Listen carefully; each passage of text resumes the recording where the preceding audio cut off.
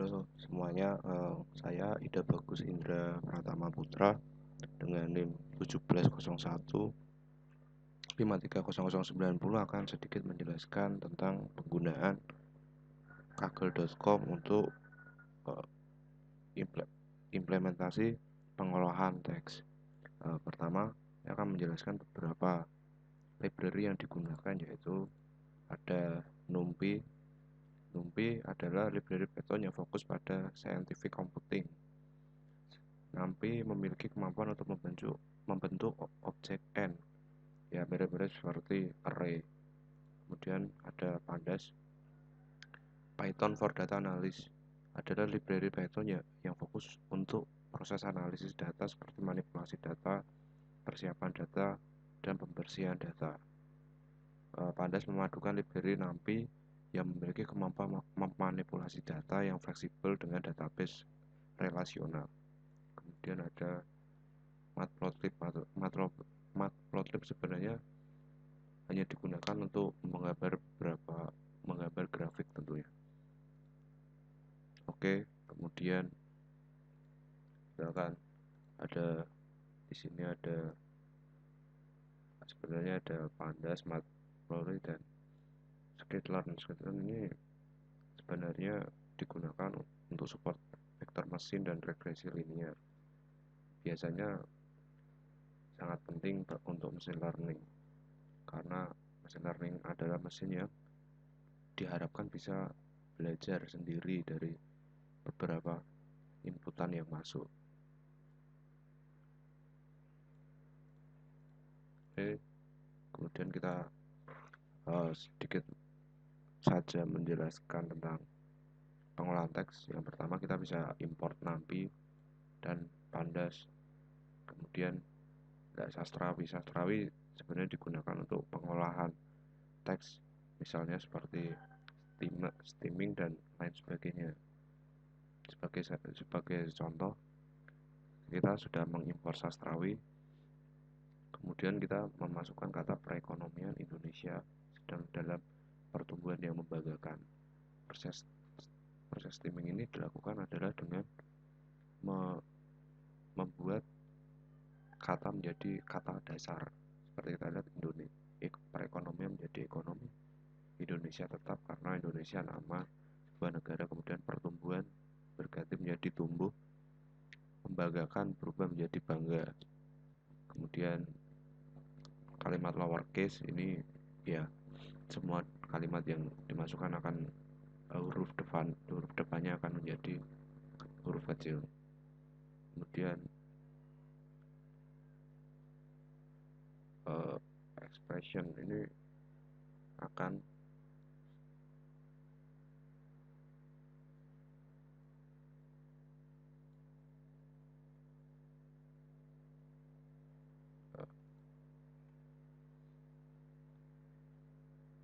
kemudian ini expression dengan menggunakan kata berikut ini adalah 5 negara dengan pendidikan terbaik di dunia adalah Korsel, Korea Selatan, Jepang, Singapura, Hong Kong, dan Finland.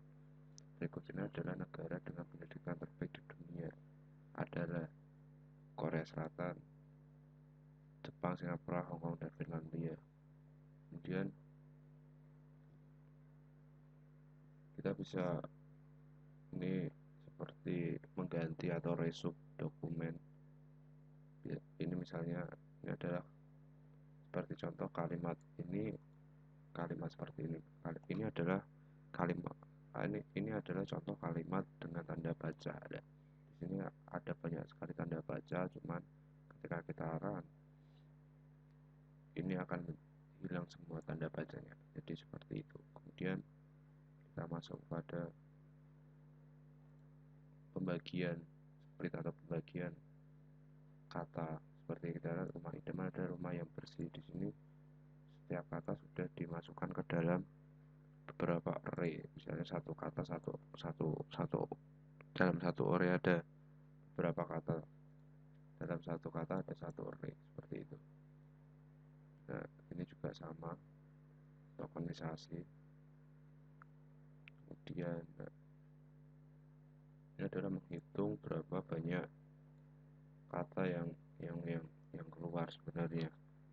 Seperti Andi di sini ada 2 kali, online juga 2 kali, tanda titik itu juga 2 kali. Kemudian matplotlib digunakan untuk menggambar grafik. Nah seperti itu, Andi ada 2 kali kata muncul, online juga 2 kali, titik ada 2 kali juga, dan yang lainnya ada 1 kali kemunculan. Kemudian ini sklearn, sebenarnya saya belum sedikit memahami soal sklearn ini, cuman mungkin sedikit beberapa saya mungkin saya tidak expert dalam sklearn ini, cuman akan saya coba pahami ya. Sepertinya ini ingin menghitung, jika dilihat dari kode tersebut sepertinya ingin menghitung vektor dari setiap kata, seperti blue, bright sky, sun, dihitung dari setiap vektornya itu berapa. Kemudian ini pembagian kelas,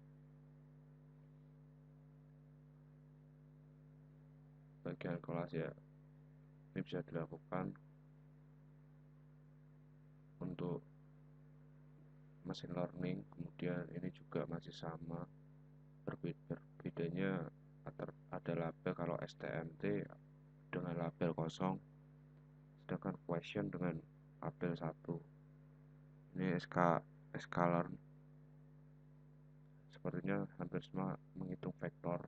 Nah, ini sklearn dari naive Bayes. Setelah saya lihat ternyata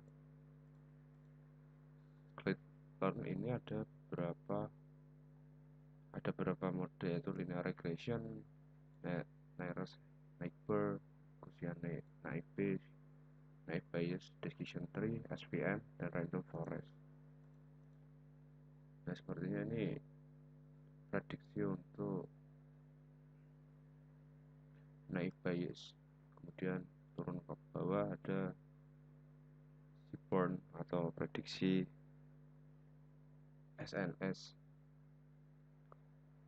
Nah, ini neighbor, nah ini prediksinya. Kemudian ini skala linear model, ini logistic regression. Udah ada akurasi score, ini SVM, ini ada decision tree. Kemudian ini sudah ada skor akurasinya. Kemudian ini random forest juga sudah ada akurasinya.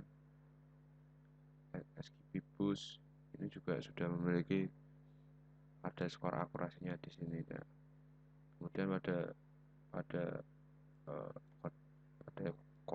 kode yang ini akan ditampilkan semua skor akurasi dari setiap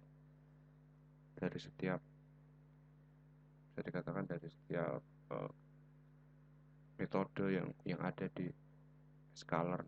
Yang pertama ada logistic regression, itu 50%, naive Bayes ada 50%, super vector machine SVM ada 75%, keras neighbor ada 50%, dan decision tree ada 25%. Nah ini figur atau grafik. Dan kita masuk ke clustering. Clustering masih sama sepertinya dengan yang tadi pertama, yaitu pembagian. Nah, ini ada 15, maksudnya mungkin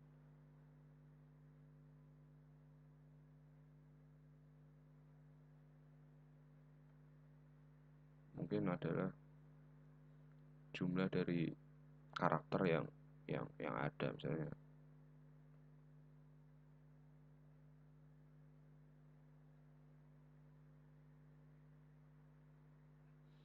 this is my book. Ini sebenarnya ada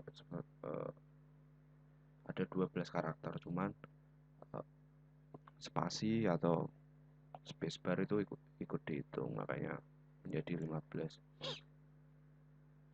kemudian distribution of length over the text. Kita lihat ini ada word cloud.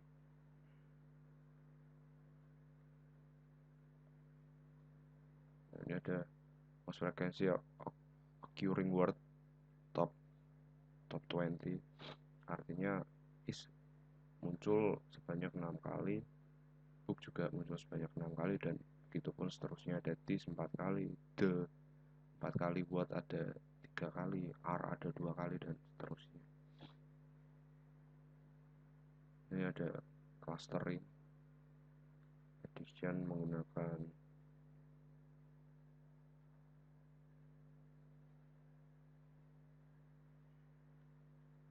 dan ini menggunakan escalar. Hasilnya seperti ini. Dan ini juga masih sama, menggunakan escalar menjadi dendrogram.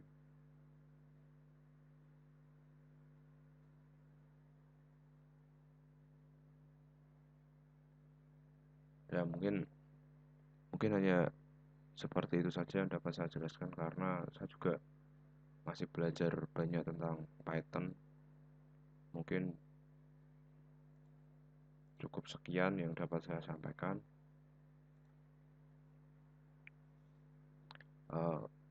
Terima kasih, dan jika ada salah kata saya ucapkan mohon maaf. Terima kasih.